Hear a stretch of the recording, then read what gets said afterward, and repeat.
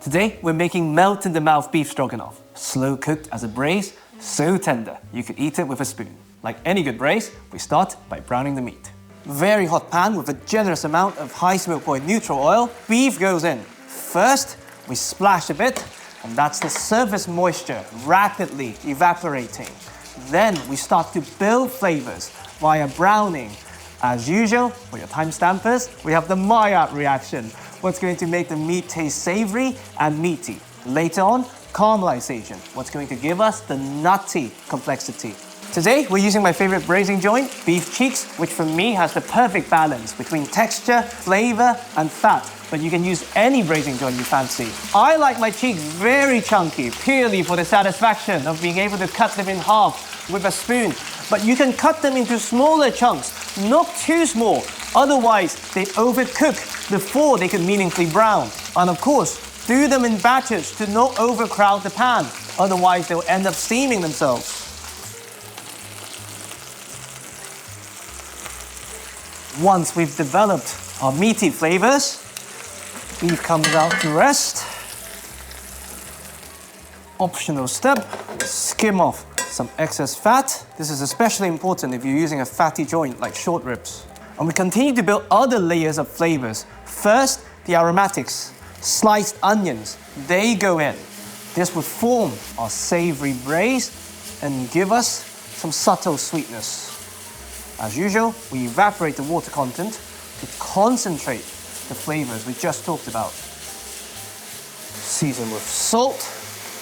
And this will also help us draw out some moisture. And knowing we're going to be using mushrooms in our version of the stroganoff, we add the mushroom offcuts, the stems. They're slightly chewier, but still rich in umami. So this way, we get the most out of our mushrooms while maintaining a uniform texture in the final sauce. And the recipe is just a guideline. You can apply the principles to any braise. We're merely reinforcing the flavors we want in our final sauce or final product. On that note, optional, I've soaked some dry shiitake mushrooms, earthy and extremely umami rich. We squeeze them dry, first to toast. This would give us some subtle, savory complexity in the braise without overpowering the final product with too much mushroomy goodness. We save our soaking liquid to use as part of our braising liquid, once again, to reinforce those beautiful flavors. Once again, optional, but popular amongst the French variations of the recipe, tomato puree, another umami bomb, which will also give us some acidity and sweetness. And we cook them out slightly to remove the harshness and further concentrate their flavors. Now, once you're happy with the color, before the beef comes back in, just to have more control and clarity, we use our soaking liquid to deglass our pan, mopping up, lifting all those concentrated flavors we built earlier. One clean bottom, beef comes back in.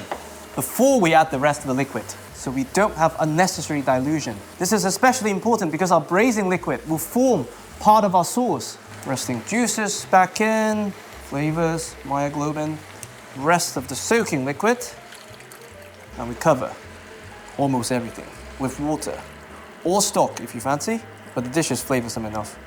Bring this back to a boil, lid on, gentle simmer to break down the collagen into melt-in-the-mouth gelatine. For cheeks, about 2.5 to 3 hours. Here, we have something fork tender. We leave them to rest, and this is something you could batch cook ahead and freeze. Now, all we need to do is to make a very simple sauce.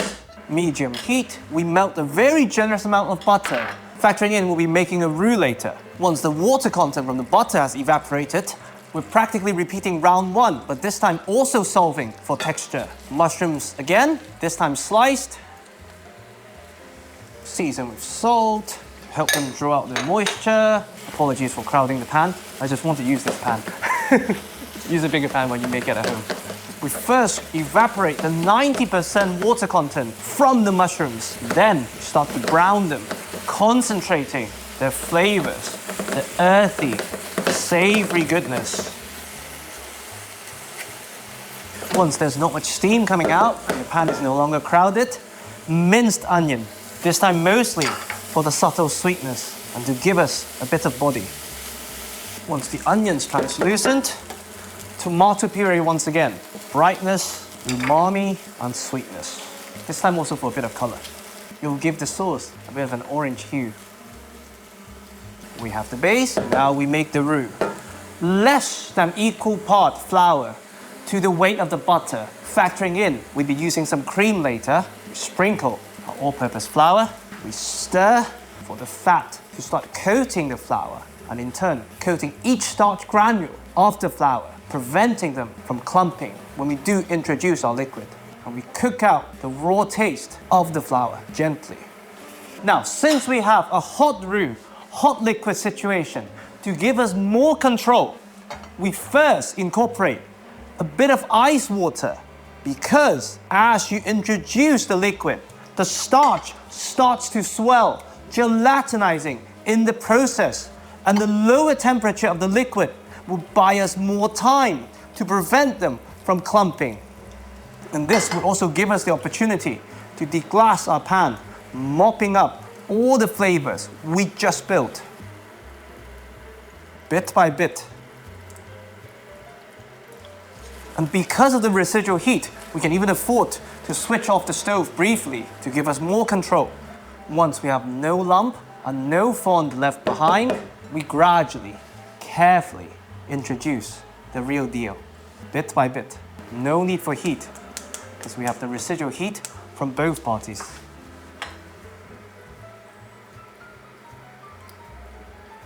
Now, we bring back some heat and let the gelatinization continue. And immediately you can see the change in thickness. Once you're happy with your newfound thickness, stove off again and we continue to build flavors. Worcester sauce first to mimic the allspice marination and to give us a savory tang, and to reinforce the tang and pay our homage to Elena, Dijon mustard, which will also give us some brightness and a subtle kick. The liquid's a bit too hot for that, that's why it's splitting a little bit. So make sure your stove is off. Now, we've covered smetana versus supermarket sour cream extensively in our medium rare stroganoff video. Today, just to make sure the shopping doesn't stop you, crème fraîche, very heat resistant, and this would give us the signature creaminess and reinforce the tang we just introduced. And that's why we didn't use 1:1 flour to butter ratio. We taste the just the seasoning, and we can plate.